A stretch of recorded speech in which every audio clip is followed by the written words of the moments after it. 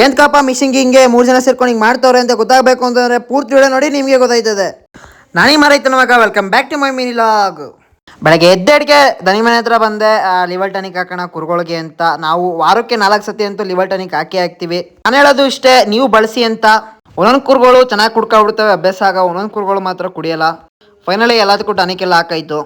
ದನಗಳಿಗೆ ಕುರ್ಗೊಳಗೆ ಮೇವು ಹೊಡಿತಾ ಇದೀನಿ. ನಾವಂತೂ ತಿಂಗ್ಳಿಗೊಂದ್ಸತಿ ಮೈ ತೊಳಿತೀವಿ. ಏನಕ್ಕಪ್ಪ ತಿಂಗ್ಳಿಗೊಂದ್ಸತಿ ತೊಳಿಲೇಬೇಕು ಅಂತಂದರೆ ಚಿಟ್ಟಗಳು ಏನ್ಗಳು ಬೇಗ ಕಂಟ್ರೋಲ್ ಆಗಬೇಕು, ಕುರಿ ಬೇಗ ಡೆವಲಪ್ ಆಗಬೇಕು ಅಂದರೆ ತಿಂಗ್ಳಿಗೊಂದ್ಸತಿ ಯಾರು ತೊಳಿಬೇಕು. ಇಲ್ಲಾಂದರೆ ಅದೇ ಕಾರಣಕ್ಕೂ ಬೇಗ ಕುರಿಗಳು ಡೆವಲಪ್ ಆಗಲ್ಲ.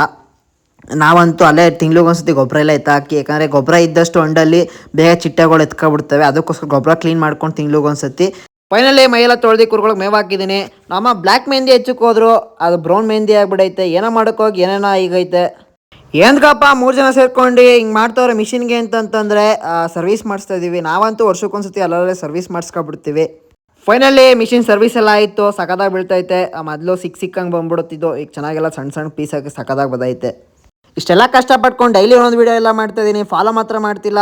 ನಮ್ಮಂಥ ರೈತರ ಮಕ್ಕಳನ್ನು ಬೆಳೆಸಿ ಇವತ್ತಿನ ಕೆಲಸ ಎಲ್ಲ ಮುಗೀತು. ಈ ಮಿನಿ ಲಾಗ್ ಇಲ್ಲಿಗೆ ಎಂಡ್ ಮಾಡ್ತಾ ಇದ್ದೀನಿ. ಲೈಕ್ ಮಾಡ್ಕೊಳ್ಳಿ, ಶೇರ್ ಮಾಡ್ಕೊಳ್ಳಿ, ಫಾಲೋ ಮಾಡ್ಕೊಳ್ಳಿ ಗಾಯ್ಸ್.